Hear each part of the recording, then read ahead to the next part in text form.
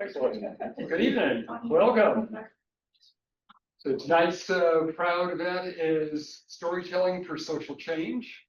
Our guest presenter tonight is Dr. Michael Gearhart. He's become a familiar face. This is his third time helping Proud. First in 2023, he presented on the impact of policy on the segregation of housing within the St. Louis metropolitan area.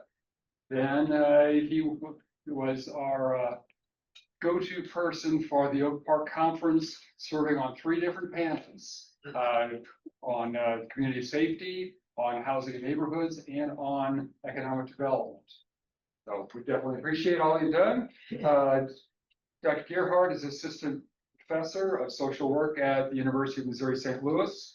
He received his PhD in 2017 from Case Western Reserve University, and his research focuses on collective actions in communities, the relationship between the criminal justice system and communities, and equity and inclusion.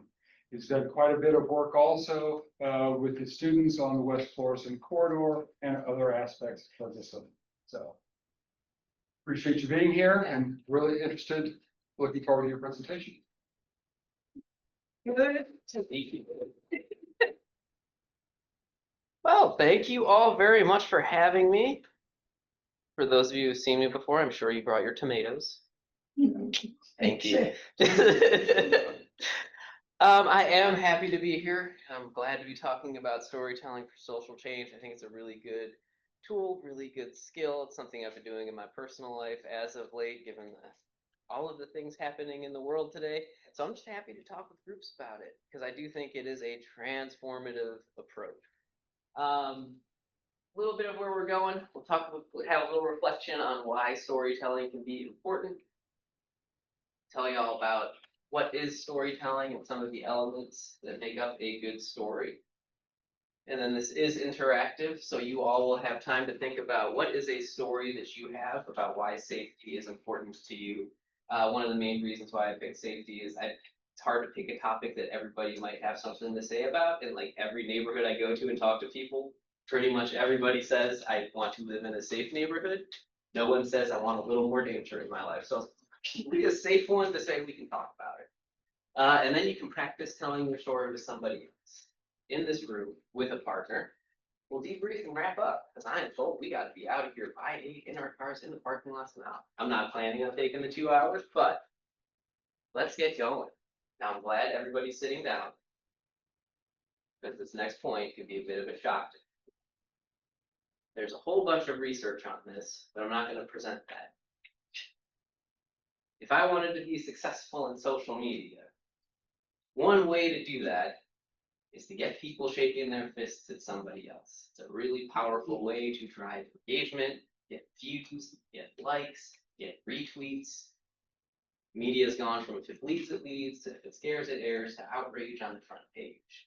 There's a whole bunch of research that says that's effective. Does that resonate with folks' experience? Okay, I'm just making sure. Am I living under the rock? Okay, good. Now, in all of this fear-mongering, the shouting, and the typing of all caps, back and forth, there's some misconceptions, there's some lies, there's labels, there's things that get thrown that may or may not be accurate. So for me as a professor, I am told that I am a radical leftist that is trying to indoctrinate the youth.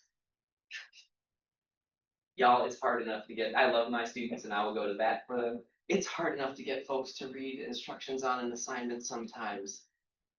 So like that's one of the lies that gets thrown out about.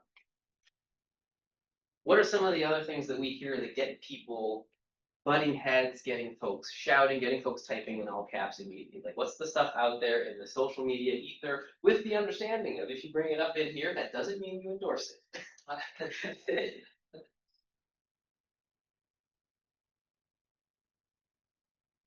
Abortion. What are some of the lies we hear about? What are some of the things that we throw out there? What are like the little hand grenades that they roll out there and watch people fight over? What are the things? Some people think it's murder. Some people think it's a woman's right to make a decision. There's all kinds of things. right? And as Yeah. soon as you hear those labels, as soon as you hear those terms, it's instead of, hey, let's have a reasonable conversation about it. It's like, here's the buzzword that's gonna get us shouting at each other. What are some other ones? Leaving on that seems like it's either you're on one side or the other. There's no happy medium or balance in that, or you're politically divided on that as well. Political party divided, et cetera. You cannot have a middle ground. There's no middle ground.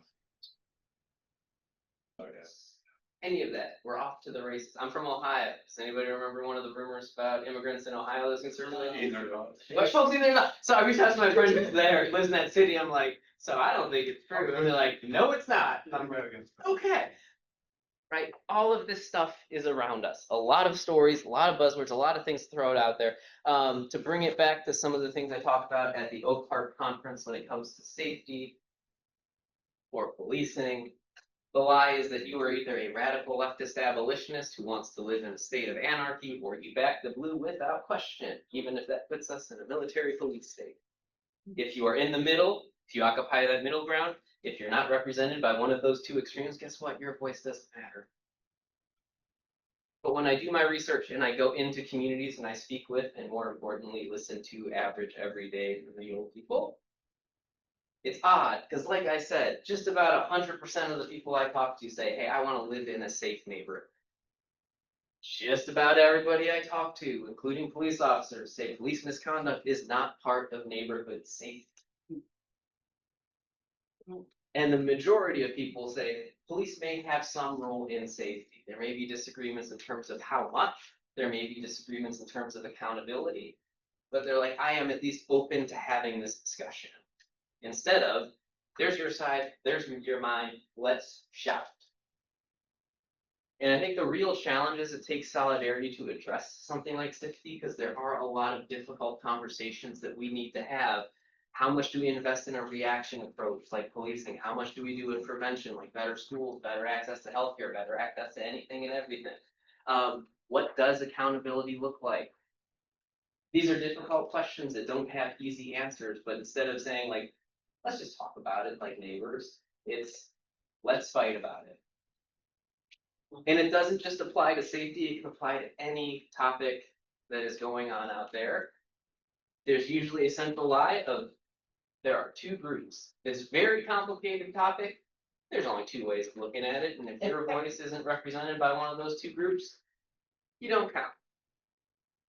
I think the reality is most of us aren't in either of those two. You may lean more towards one side than another, but at the end of the day, if we sit down and we talk away from the talking heads, or shouting heads as it were, we can actually have reasonable discourse. We can agree to disagree. But I think given the fact that we see so much shouting, there's a sense of like, I can feel trapped, powerless, none of this represents me. Can't we like, not even can we get along, so we can't just have discourse, can't we just talk? And so I think storytelling is a really powerful tool to push back against that, because every story has power and every person has a story. And because of that, every person has power to do something to push back against this, what the kids would call rage baiting. This making folks mad for the heck of it. And I think there's a tendency to undersell our stories because they happen to us so they feel ordinary. When in reality, that is a lot of power that we have to make change happen. But don't take my word for it. Author of the Four Agreements, there's a lot of good quotes from good folks who do this work day in, day out, about the power that we have with our words, with our language. So I think storytelling is a really useful tool for groups because we can push back against this just politics of outrage, call it whatever the heck you want. We can stop shouting at each other, we can start connecting. This sounds pretty good so far. Have I lost it? Anybody like, this is not the bill of goods I was sold. So what is storytelling? It's a way of building connections by telling a story. Because the point is, if we tell a story, people might feel. And if they start feeling, they might start thinking. If they start thinking, they might act. Because alternative facts, fake news, we have different and new language to talk about this stuff. But the reality that feelings drive a lot of action, I think that's just humanity. That's the way we have typically always been. I could put a whole bunch of tables up here and data. And those of you who agree with those data, you're gonna be like, that sounds good. And those of you who don't, you're gonna go, that was crap. And everybody's gonna be a little bit bored because nobody likes looking at table unless you're a nerd, which I am. But I think storytelling is a really powerful way of cutting through that and engaging. And so I mentioned doing storytelling in my personal life. I have been doing a whole bunch of phone banking for organizations over the past, gosh, 5-6 months around the federal budget.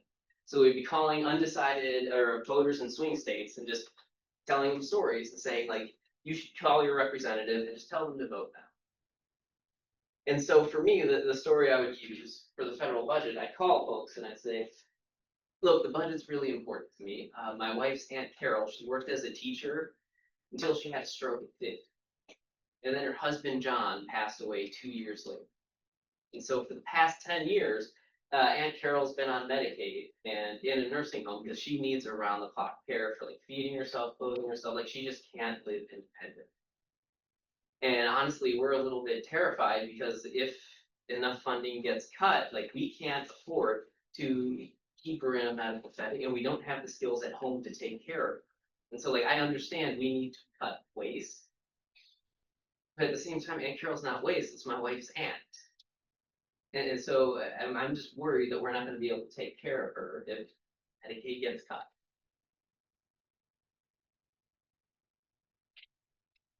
So that was my story that I was sharing with a whole lot of people over the past couple.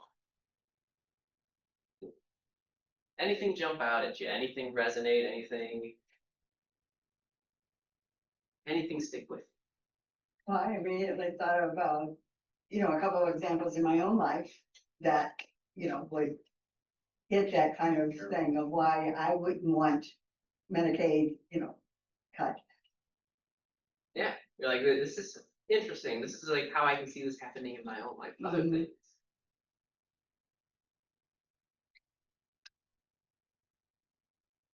I think anyone who's been on a list for government help.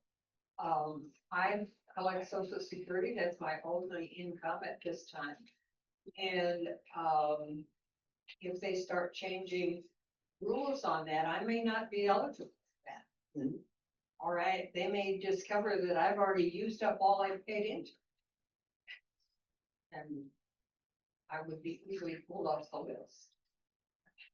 But how do you get people, I'm not on social media because, You are lucky. but even just watching the news, who do you believe? And what story can I tell? That I don't believe any of you, that I don't believe anybody that's saying anything. I've got to that point where everything is suspect. And every person is suspect.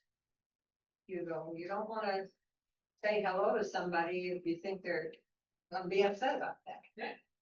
So on a scale from 1 to 10, 10 being Mike is absolutely like I am super suspicious of him, totally suspect, and 1 being not suspect at all.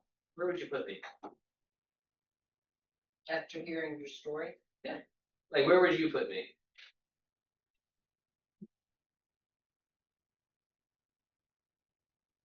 I don't know how to. You will not hurt my feelings. I've called plenty of strangers about this. I don't know what, with the question, where would I put you? I would put you in on the group that should be worried about this, because if you're lucky, you'll live as old as I am. I would think because you're different if you're telling us the story and we can see and talk to you.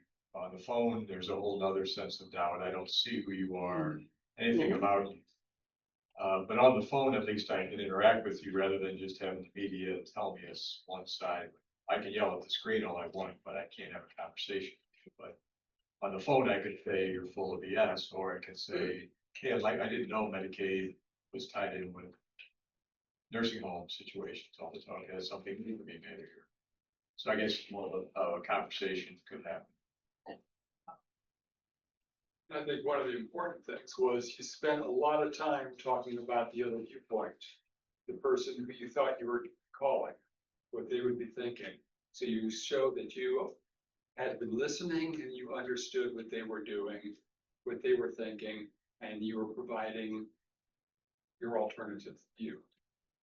And it's not a necessary step in storytelling, but if I know one of the talking points that's gonna come up, I can go, I know waste is the thing. But, Mhm. and then tie it back to my Aunt Carol's not waste. Well, I think the story you told was good because some of the people you talked to probably wouldn't resonate with, but I'll bet the majority of people it did resonate, because almost all of us know either a family member or a friend or somebody that's in that exact same situation.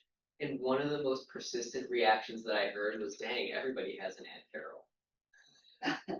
And that's when I go, so who's your Aunt Carol? Do you know anybody that's gonna be affected? And like when I'm calling folks, again, total strangers, I don't usually get a like you're full of it. I generally get a that sucks and I'm sorry to hear about that, but I still agree with what's going on. Which I would argue is still a step in the right direction compared to, hey, let's shout at each other. Now you had a at some point, or like you had an audible reaction. I don't remember. Don't remember? Oh, you're good. Gotta catch me in the moment. You are fine. I think part of what resonates is that we can debate facts, we can debate media sources, but it's also a lot harder to be like, Mike is completely making up Aunt Carol. Mike is not actually concerned about somebody. Generally speaking, if we disagreed, it was, I'm sorry to hear about your aunt, but I'm still going with it. But nobody argues whether or not Aunt Carol was real. Nobody really argues if I am real. I'm just a concerned person like you who cares and cares about somebody.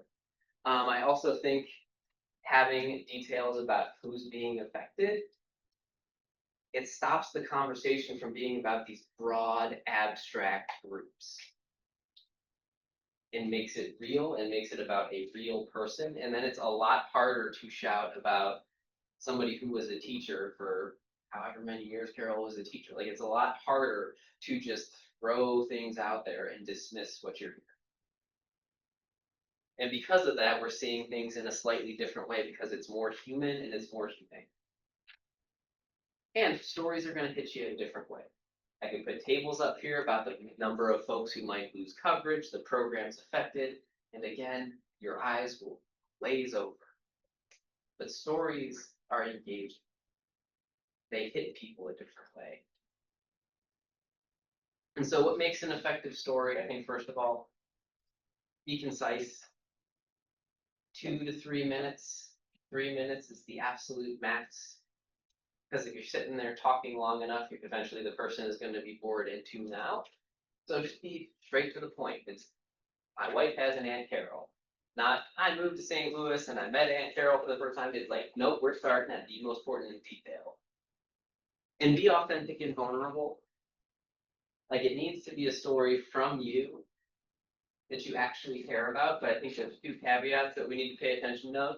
It's not a competition. You don't need to think about what's the most gut-wrenching story that I have, or what is the like thing that I think is going to make the people feel the most. Because y'all didn't react to the gut punch of the story, you just reacted to authenticity. And there's countless stories out there. Some of them will feel more intense than others. But I think what happens with storytelling is you start to see somebody authentically, which is something that we're not used to doing today. And then the second piece is we want to be sharing scars, not wounds. So we want to share a story that we've had time to process, had time to move on from, that we are comfortable sharing. And I think there's 2 really important reasons for that. One, I can tell a story and work myself up into a frenzy, so I start getting heated. And again, we're trying to push back against that shaking the fist and typing all caps.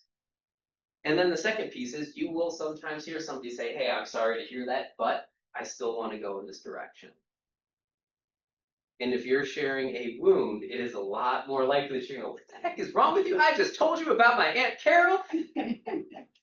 Instead of continuing the conversation. So when folks do shut me down and redirect, when they say, I am sorry, but. I'm like, so what's the most important part of the budget to you? Like, I understand getting rid of race, but like, what should we keep? Do you know anybody who's going to be affected, even if you agree with where we're going?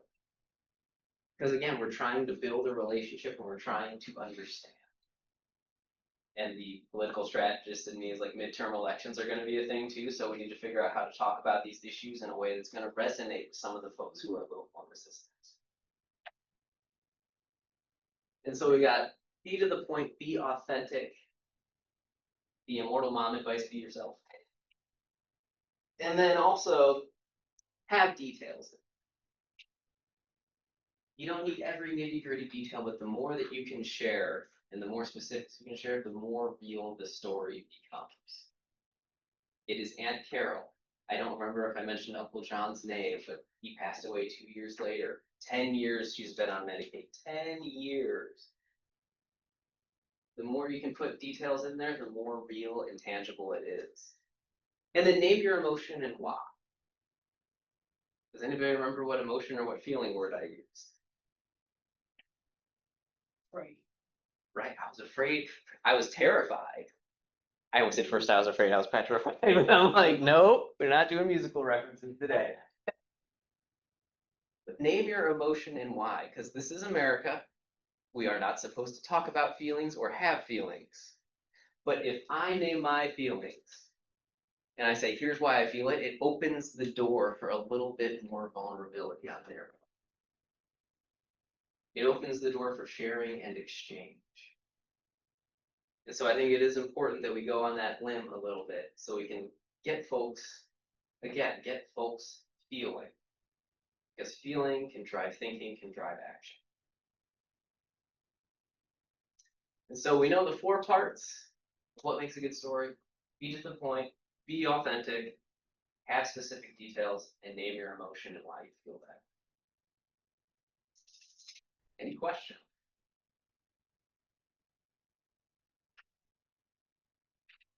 If you, Yeah. if you go through all this process and you plan what you would like to say, how do you find somebody to listen? We've done a lot of different things. So I have done door knocking, I've done phone banking. Sometimes it's just you're sitting with folks that you know might be interested, but there's so many folks out there who are just apathetic or powerless. And they're like, what do we even do? The problem feels so large. What can I as an individual do? I don't know how to connect. I think it's good to have stories about why things matter so you can be prepared to share them anytime, anywhere. So if you're talking with your friends, you can say like, I am concerned about X. Here's my story why. I mean, it doesn't have to be as scientific as we got a bunch of phone numbers. It could be, I was just talking to my neighbor who I usually talk to. And I said, here's why proud means something to me. You should come to our next meeting. Does that make sense? Or is that like, is there something else you're looking for? I'm just wondering how well that works. How well it works. Depends on the topic, but at the same time, I think it's unreasonable to expect a 100% success rate. But we're not trying to mobilize 100% of people. I understand philosophically, I wish we could. But it's like, do y'all remember in the 1960s when 100% of America mobilized for civil rights? No, they didn't. No. It's about getting more people. It's about getting enough. It's about growing. Because it's never been 100% of people that changes things. It's been a critical mass of people. And so I think it's important to throw some disclaimers out there. I think it's important to recognize, because some groups feel paralyzed because it's like we don't have everybody. It's like, how do we just get 1 or 2 more? How do we just build a little bit more? And then a little bit more, and then a little bit more. Because it's about getting enough. But I also don't want people to hear like, I don't need to get everybody, so I can just be a jerk to anyone who doesn't agree with me 100%. That's not it either. Because we need people more than they need us. And so when it comes to this, it's about understanding it's not about mobilizing 100% of folks, but it's about being humble enough to also be vulnerable and listen to other people's stories. Say, here's why I care about my neighborhood, about my community, or about this topic. You may not care for the same reasons, but really important pieces that we care. And then were you about to speak too? Oh, I was just gonna ask, what are the differences between talking to somebody one-to-one or in a small group, you know, when you have eye contact and body movements and everything besides, or the phone, you know, is there, Mhm. I mean, I would think because I'm kind of the person that, you know, screens my phones before I even, you know, pick up the phone. You know, Yeah. okay, this person gonna leave a message? I mean, does it matter to me, you know, whether I even pick it up?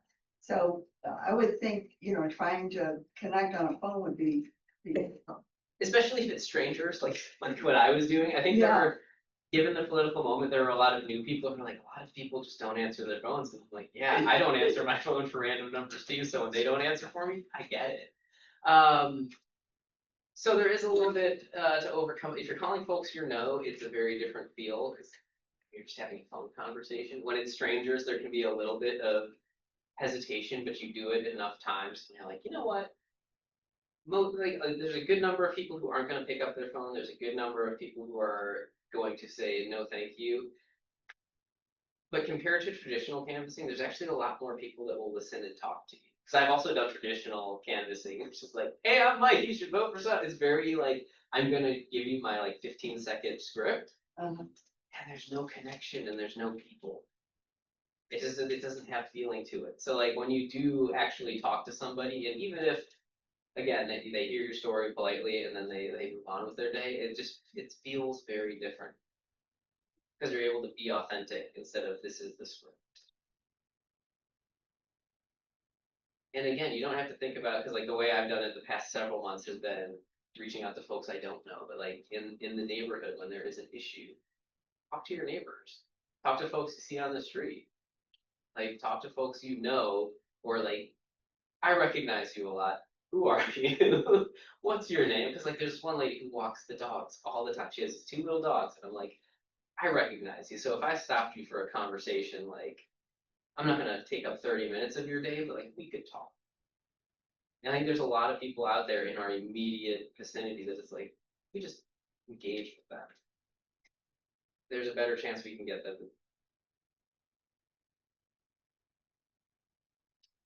But again, think about that lie. If you're not one of those 2 extremes, you don't count. So we hunker down. And we worry that if we reach out to somebody, because I'm told everybody in the world is in one of those 2 extremes, we're gonna assume that no matter who I talk to, they are one of those 2 extremes. It's just not true. Like those people are out there. Don't get me wrong. But I talk to like 1,000 people. Probably 10 of them are going to be that extreme. Most folks will actually listen. You know, kind of responding to Nancy's comments. Mhm. We've had our experiences the opposite, where we are just walking around, whatever, and people over and over come up and start just talking to us. And it's usually the side of the political spectrum that we'd rather not talk about. So, because there are those who have less qualms about bringing these things up. Mhm. So, there's one is I'm not sure how for me to be able to do that what they do, because I tend to be a little bit more compassionate or whatever, not wanting to bother people with it. But then the other side is, well, it puts me more in the point of pivot. So I try to listen to what they're saying and then try to provide a story that reacts to that. Try to pivot back to the other side. Mhm. So as far as Nancy talking about, when do you have an opportunity to do this, regrettably, sometimes they find you. I'm to the point where I'm wondering if I have made my friends only people who agree with me. That's interesting.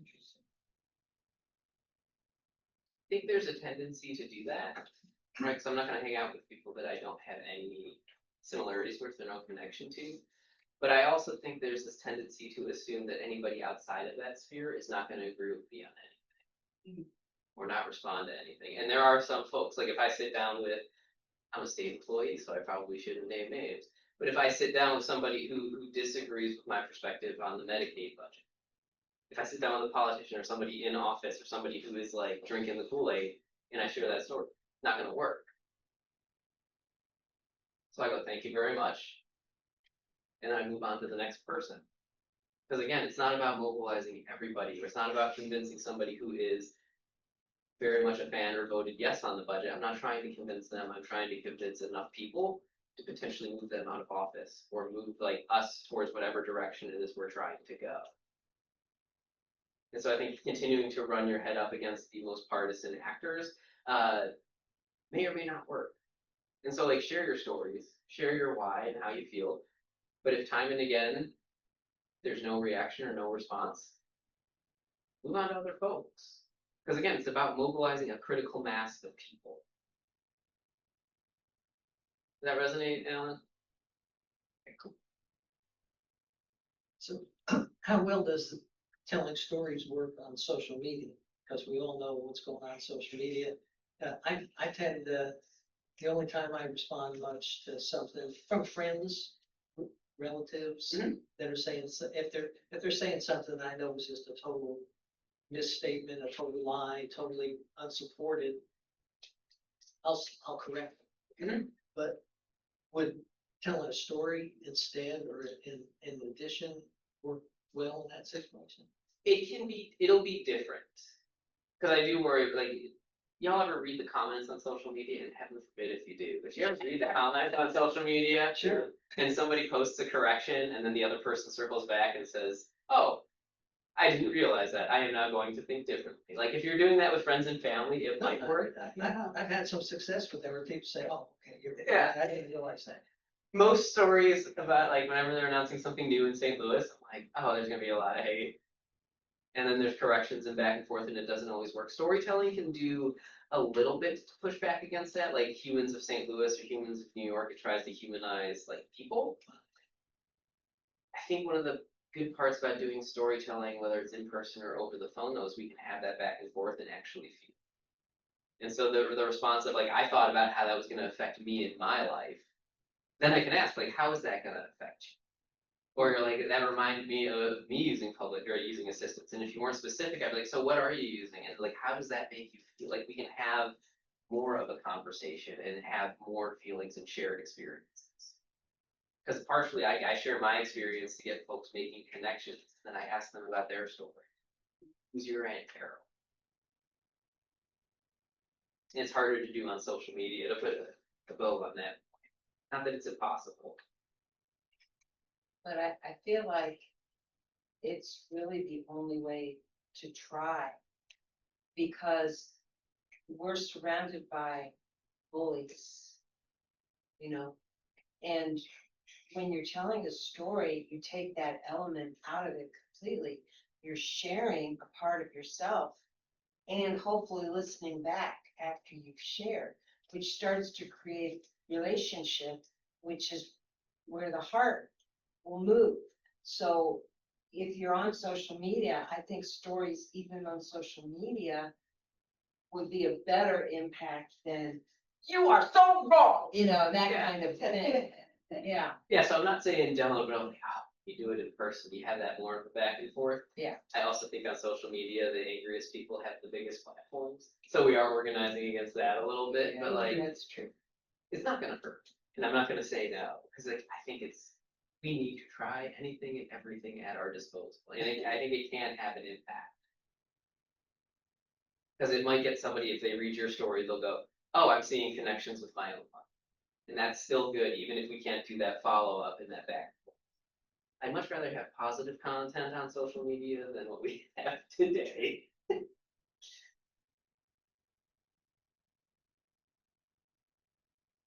Y'all want another story? Y'all would have said no, I don't know. So because you all are gonna practice the story on safety, I figured it would only be fair if I did a story on safety and why it's important to me.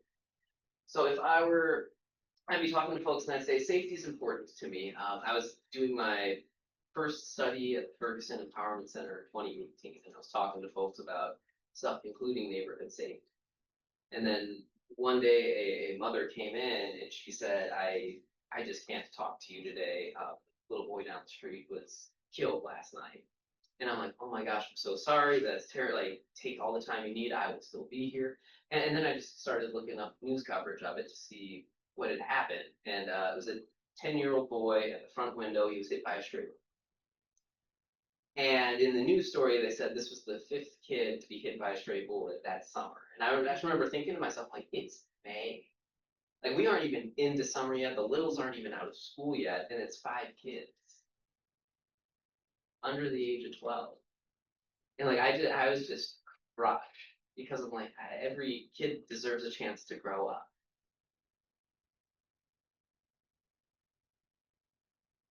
So that's why safety is important to me. Like, what jumps out at you with that story?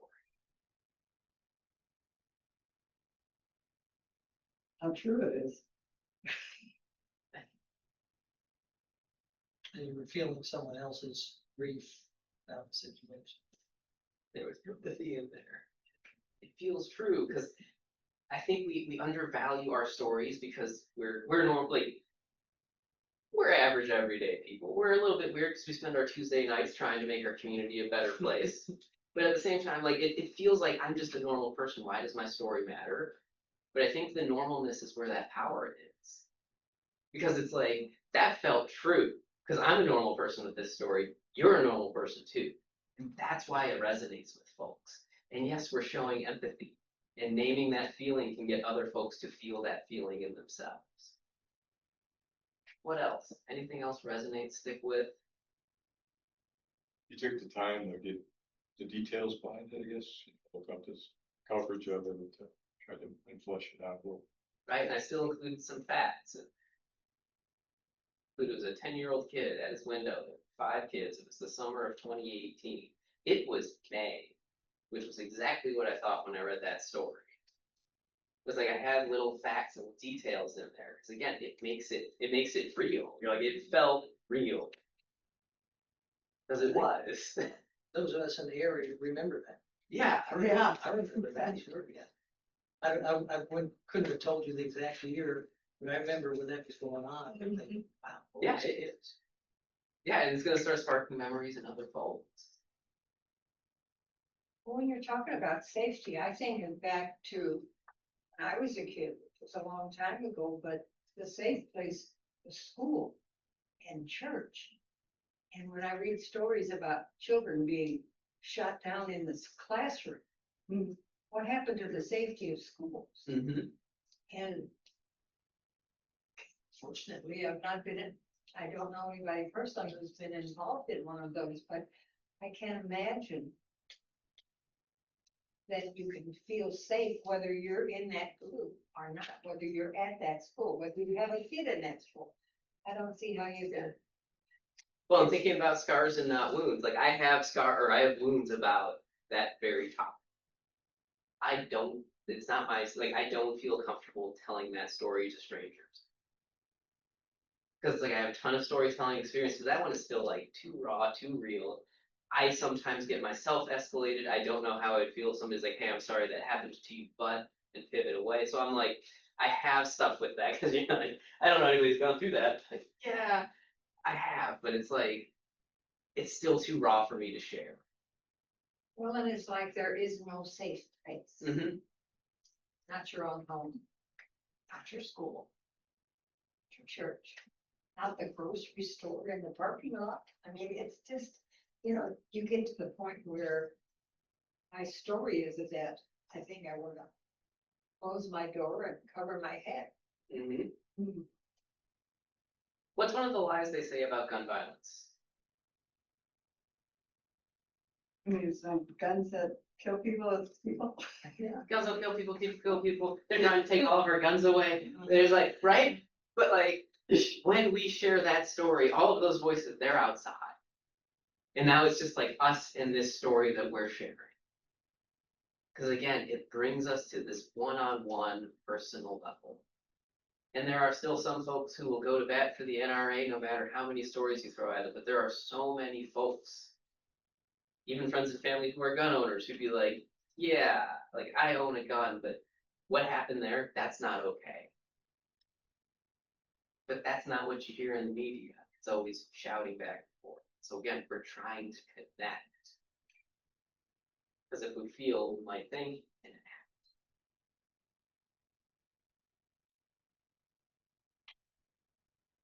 And so breaking it down for the 4 bullet points, I didn't practice that story too much because I didn't want to be too rehearsed and I wanted to be a little raw. But I hope it was concise. It was authentic.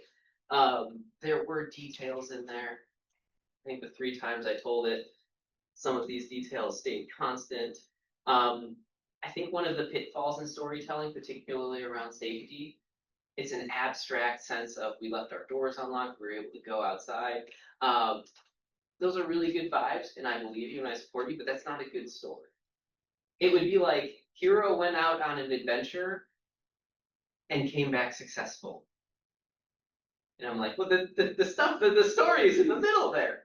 And so like, if this represents how you feel about neighborhood safety, there's nothing wrong with that. But I think it's about drilling down to like, this is a personal story about how I played outside and how I felt safe because, or I felt safe at school because. Telling a personal story, taking those vibes and those values of being able to play outside and making it a story. Because if I hear we left the doors unlocked and played out, I'm like, I heard this before. But if you start telling, here's a personal story that I have, I start thinking, I used to play outside till the lights were on too. My wife and I are expecting our first daughter. She's not going to have that experience. And because you're sharing details about your life and your feelings about your life, I'm much more likely to make that connection. I almost used the baby's name, which we are keeping private. I was like, oh no, Emily, I made a mistake. But like you tell those details, we start making those connections. And because that's what we are all about here, making that human connection. And naming the emotion and why. I think I cycled through different emotions, different ways of describing how I felt in response to it. At the end of the day, it wasn't good. I will also out myself whenever I start storytelling. I tend to lean towards more of a negative story. And then I will sometimes challenge myself, like, what's a positive story of when I felt safe? And so if you're telling a story about like, I felt safe in school or in church, you can talk about positive emotions of like, this is what safety felt like to me. And when I think about my positive stories related to say, like, I'll say there's a weight off my chest. I also feel things open up in my chest. I feel heard, I feel seen and cared. I just know I tend to give more negative examples, and I want to be like, it's okay if you're like, this is a story of when I felt safe. This is what safety is. All good. It's your story. It's your feelings. There are no lines for you to color in.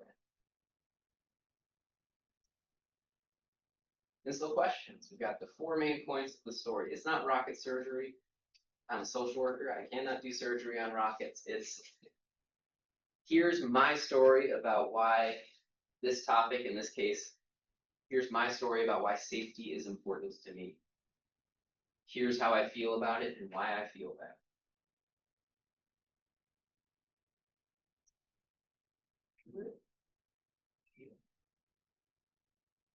Well, I have good news. We're going to be able to develop our own stories.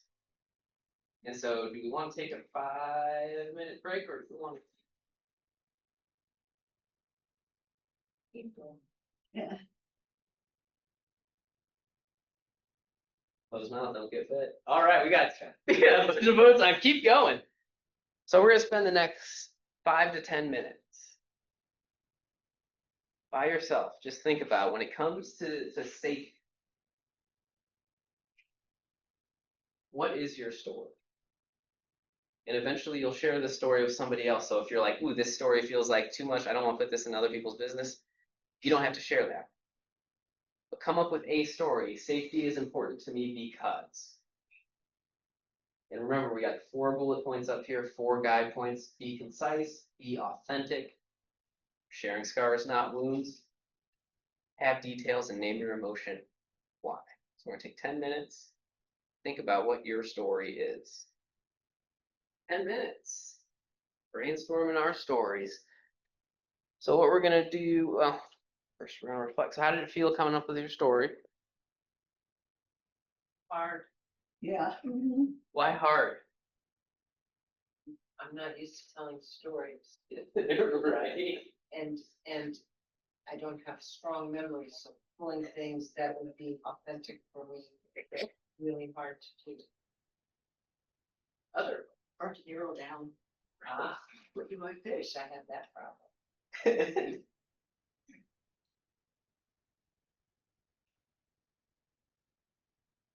It's hard to be concise, I guess, there's a lot of little details, so it's hard to strip it down. See, y'all were opposite. I am right on board with you on that. Because every time I tell the story, I'm like, don't get that, don't get that. Don't. Every time I practice, my wife is also an editor, so she's always like, you write too much. I'm like,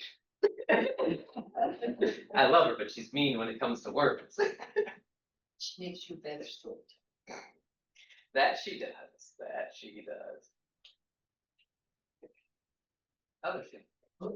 Similar to Lindsay, I kind of, at first I thought, oh, I'm never gonna find one because, yeah, I don't have a good memory and. But actually, I remembered a story that I've told before, and then it kind of made me realize that, like on the spur of the moment, sometimes we give stories and talk in regular conversation, reacting to a situation. And so maybe it's not as hard as we think. Storytelling is a muscle. You got to work it. You get better at it. But there is a bit of like everything feels so ordinary. So sometimes it just doesn't register. Or then you're like, how does it relate to? And, oh yeah, taking the time to think about it. Now in the real world, you're gonna have more time. I hope this isn't your only attempt at storytelling. I walk around the neighborhood talking my stories out loud, so I probably look ridiculous, but that's how I like to practice. You'll find what works for you. But I think it's useful to kind of run through different stories, or like, this is what they're covering in the media today. Here's my story about it. So you practice it, and you do get better. Because like everything, it's a skill. And now you get to have probably the most fun part, practice. So we'll spend the next 20 to 30 minutes, pair up with somebody in the room online. We'll put you into breakout rooms, either 1 or 2, depending on how many folks are in there. And then you'll spend time sharing your story. And so pick who's going to tell the story first. Spend 2 to 3 minutes telling your story. The other person spend the next 3 to 4 minutes responding, giving feedback, talking through here's how it hit with me, or this really stuck out with me because, and then switch. And I've got the 4 bullet points up here just for a guide. I'll put them in the chat online, but now we get to actually try telling our stories to folks. So I'll suffer through it. Goes by fast, doesn't it? That was like 30 minutes. Just wait. Oh my goodness. Wow. So with Did you go that, by fast? right? So I do have a ground rule for the debrief. Do not share details about your partner's story. Y'all shared that in confidence, so you don't need to say you said or they said this and I felt certain. You can just say I felt a certain way. I know when you're a powerful story, there's a tendency to want to share it, but refrain. That being said, if I could get the clicker working. What was it like? How did it feel sharing your story with somebody else? Awkward. Why do you say awkward? I guess I was trying to think about it too much, like, you know, what was the purpose of me sharing this? Yeah. And It is all good, because today we didn't have a purpose, it was just like, let's practice telling a story. But it is awkward that first time, and I'll never forget, like, when I was working on my Aunt Carol story, like, you all sort of heard it, was like, oh gosh, is this gonna hit? Is this gonna work? And so I do think that, like, oh crap, what if this doesn't work? I think that's a human emotion, and it is a-okay. But when you started telling your story, did you fall flat? Did you land? How did you escape? How did you feel? Well, once I came up with figuring out this, what story I wanted to tell and that I thought it would be something to it. It really, yeah, it went pretty smoothly. That's why it's good to practice with somebody else too. You have a friendly ear. Other folks, how did it feel when you were telling? I felt good because, and I'm not trying to brag, I'm just telling you who I am. I've always been a storyteller. I've always been that way, from a young girl to adulthood, and it felt good being able to tell my story to somebody I know, to somebody I thought would like to hear the story. My brother's that way too, just a natural storyteller. So I love it when folks do that. It's such a great way to match up your gifts with a way of like engaging and organizing folks. Because you're like, this is what I like to do. And I also appreciate, like, I'm not the storyteller of my family, so it's also okay if you're like in that awkward continuum. But we practice, we get better, and we share. Other folks. Well, it helps you have a good listener. And it was, I found it very easy to tell a story when you have someone who really pays attention, and it was just fun to reconnect.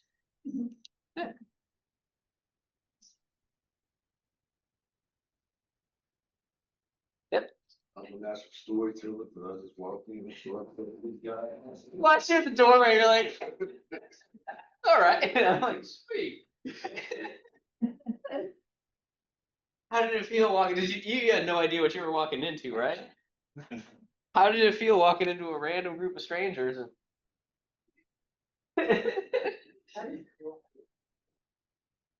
So pivoting to the audience and having a good listener, like when you were listening to somebody else's story, what was that like? I discovered that her stories made me remember stories that I had experienced where because of the way I was raised and where I was raised and all of that, I could not completely relate to the story she was telling me, but I could really appreciate the story. Like thinking about where we started with like the two talking heads and there's two groups and that's it. Like we may not have overlapped completely, but we at least able to see and feel a level of overlap. Mhm. Other folks, how did it feel to listen? So when you were listening to her story, did it seem like she was anxious and like awkward, or were you like there listening and like, hey? I was there listening because I didn't have a story. So her story is my story, and our story, I could tell a story very simple from hers. She had more details to go into stuff. And so I think that you find a commonality. So You tell a story. And the reason why I asked you is because, like, for the non-storytellers, for the folks who feel awkward about telling a story, when you're telling the story, the person listening doesn't see that awkwardness or that uncomfortability. They hear the story and they feel what you're talking about. Well, I started mine, and that's what helped me, I guess, right, was to say, I feel a little awkward. I wasn't really sure if this is gonna be, make any sense to you or something like that, get kind of like sharing how I was feeling right then, and then, just say, but this is what I came up with. even for me, it's like when I started doing phone banking for the budget, I was like, it's been a number of years since I've done phone banking. I was like, can I still work at dialer? Can I still talk to a total stranger in a state I don't know? And I'm like, oh God, is Aunt Carol gonna like, is it gonna resonate? I don't know. And then like I told that first story and I was like, okay, okay, we're gonna survive. And I think it's important, the feelings that you had while listening is generally the feelings other folks are gonna have when listening to you too. I think we tend to build up, oh, is this story enough, or can I tell this story for the non-natural storytellers? And when you listen, you're like, most people are gonna listen the same way I listen to somebody else. It's that way that we tend to be really critical on ourselves and like, you tell your friend, like, hey, here's what I'm feeling, and they're like, oh, it's not that big a deal. You know, I wish I could apply that, but that's the way storytelling works. And so the more you tell stories and the more you practice, the more you tell stories with folks, the more confident you get. I can't say we'll ever be 100%, like I will never be my brother as a storyteller. I won't be you as a storyteller, but I will be more confident in my ability to talk with and share stories with them. So when we wrap up, put your tray tables in the upright and locked position, we're coming in for a landing. I want to highlight that storytelling works for any topic that's out there. We picked safety because, again, I've never talked to somebody who says I want to live in a more dangerous neighborhood. iFocus gave an example about a particular policy with the budget, but that also applies to local, state, and federal policies. If you're like, hey, city council is working on this, I care about it because it applies to everything that is out there. If you're a community organization or a concerned resident, you're like, bring more people to this. You can say, community is important to me, or proud is important to me because. Does that resonate with you? Why don't you come on out? Because at the end of the day, storytelling is this particular topic matters to me. Here's my story about why it matters to me. It makes me feel this way because. And when you share that story and share how that story makes you feel, you'll notice there will be that pause in the other person. And they'll be making connections about like, oh, that might not be exactly how I experienced the world. That might not be exactly my story, but there's some similarities. And then you can ask them questions about it. As soon as they open the door to a story, start asking. Storytelling should also have a why, particularly in like the community organizing and community building sense. And so for the phone banking, I was like, call your representative. It could be invite to a meeting, whether that's a city council meeting or a proud meeting. And when you're sharing these stories and making these connections, be like, here's something that we can do with these connections. Make an ask of somebody. Because otherwise, like storytelling without an action, it's entertainment. It's relationship building. I'm not going to say there's no value in that, but like you all are here because you want to make the world a better place. So when you're sharing the story on the topic, be like, here's something that we're trying to do about this topic. You want to check it out. And storytelling is a skill. Work on it, practice it. I mentioned that I walk my neighborhood talking to myself about stories, and sometimes I will just pick like, here's a story that media is covering. What's my story around why I care about this? Even if I don't plan on using it, it's just nice to keep those skills sharp and honed. And sometimes I'll just pick a fun topic, like here's my story as to why Scottie Pippen was the greatest basketball player of all time instead of Michael Jordan or LeBron James. Hot take, I know. But like sometimes I will just pick like, let's just tell a story. Because again, it's a skill. It's something that you got to work on. We're not used to thinking about telling stories. And so rather than end it on just my note and what I am saying, I think I will leave it to somebody who is considerably better at this type of work and a majority of other things. But people may not remember what you said or what you did, but they will always remember how you made them. And I think the real power of storytelling is making that connection to the field. Even if they pivot, they don't see completely eye to eye. We had a civil conversation, we had a good connection. So with that, I'm officially.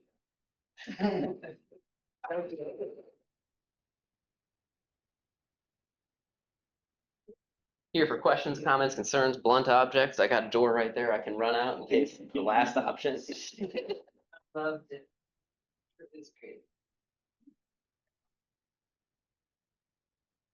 Well, Gene, healthcare students have got to say, but I guess us in general, we're your students right now, but I mean, to be better listeners. I mean, storyteller is one thing, but I guess sometimes it's, I know for me personally, it's, especially if the story is similar, you just start filling in the blanks instead of being listening. So the answer is yes. Thankfully, when I'm teaching in the School of Social Work, social workers tend to be trained to be listeners and ask questions. So I'm like, here's how you use those clinical skills. In a community group, I have no problem coming back and like talking about curiosity and questions. And, you know, because that is also active listening is a skill. If I could require all people to take one social work course, it would be the one on active listening. Really good marital skill. Don't want to brag or anything, but like my wife loves it. But yeah, I'm happy to come back and talk about listening. That's weird, but yeah.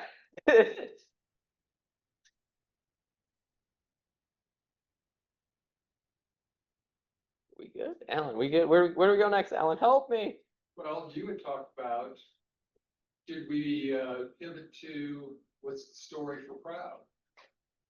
Because we have talked several times, we have an official elevator speech, but that's canned. And is there something that we should be doing as a group to think about? What are our personal stories about why is Proud important to us? How does it how does it relate to the mission? And how do we engage other people? Wouldn't that be like each one of us as a member of Proud would have a slightly different story? Right? Exactly. That's why I was saying that the elevator speech, you know, that was written by Chuck. And, right, so the idea was that we would all use that same thing as opposed to make it personalized. We should be personalized. Yeah, I like that. Yeah, so we've got our assignment. Yeah. I see a program for our retreat emerge. Oh, Record show, Alan gave you the homework and not me. Well, what was your suggestion originally? It seems there was the natural follow to this. What did I make any suggestion? No, just like, but yeah, it is one of those things where like, Proud is important to me, here's why. It's okay to have like a canned mission statement, but when you're talking to people about Proud, the mission statement's not, like, people who are already drinking the Kool-Aid will show up, but like, when you're trying to recruit, when you're trying to get new folks, it's that like, here's why Proud matters to me person. And that's what gets things resonating. It's like, yeah, I want to do that because I care about my community too, or I care about the things that y'all are talking about. So I won't go so far as to give you all homework. But Alan will. This is our back and forth now. Our Friday meeting's gonna be interesting.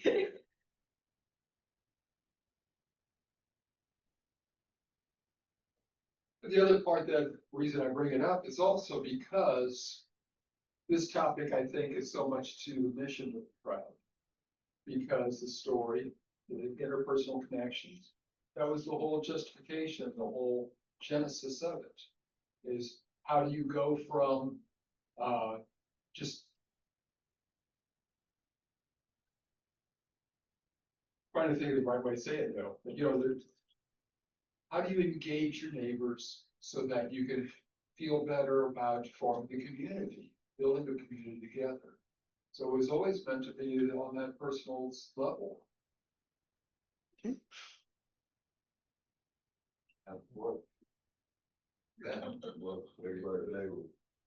Down.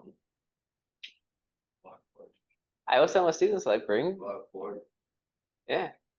I'm always like, don't overthink it, because sometimes the hardest part is just getting folks together. So when you have that thing, then you can talk with them. And I always tell folks, food helps. Oh, You said also this, and that's part of this. So, you know, every single time we have an event, we have to leave time for conversation at the end of it. We try to have some expert or something to just give you somebody to talk. But then you have to have, we're gonna spend the last hour just on chat. You know, whether it's coming up with our stories, so we're prepared to do it, or whether it's the conversation itself. That's what we try to do that every single meeting.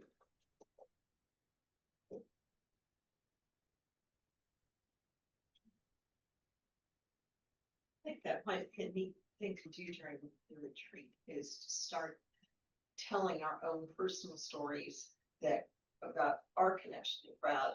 And then how do we take that out into the community to pull more people in? Because I know for those that are sitting here, crowd's been really important to us. And I think that, and I agree with the mission statement, the elevator speech. It's like bringing your statistics that just eyes glaze over. Personal stories. I think it's time we try a different tack to reconnect.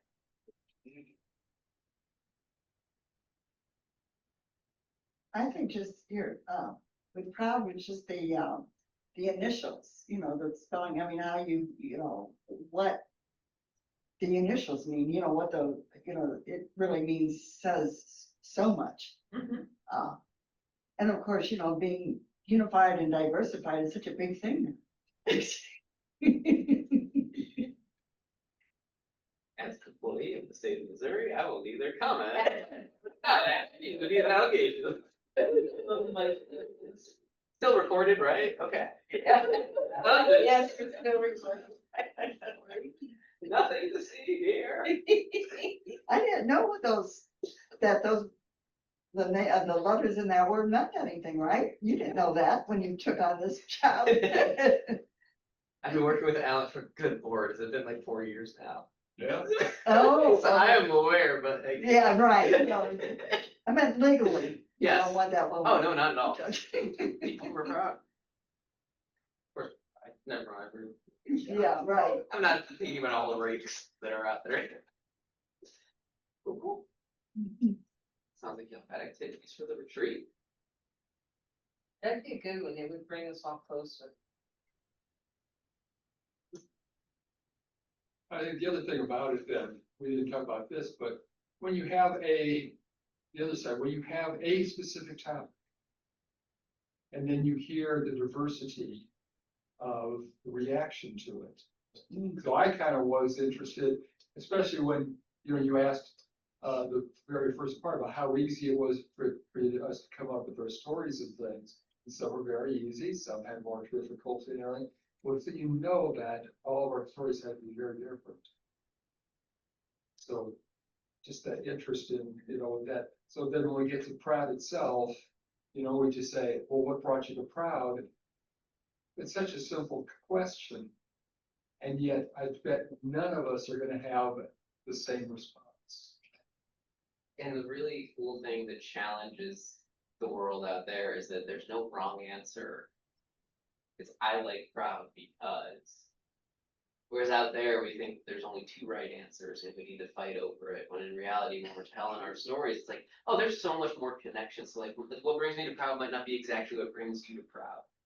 Well, we can work together.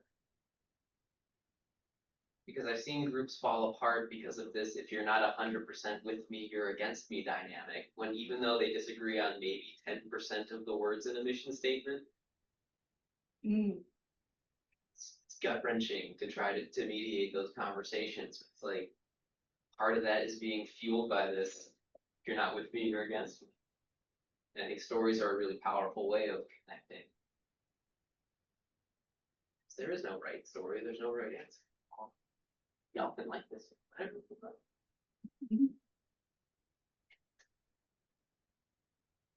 Appreciate y'all having me out.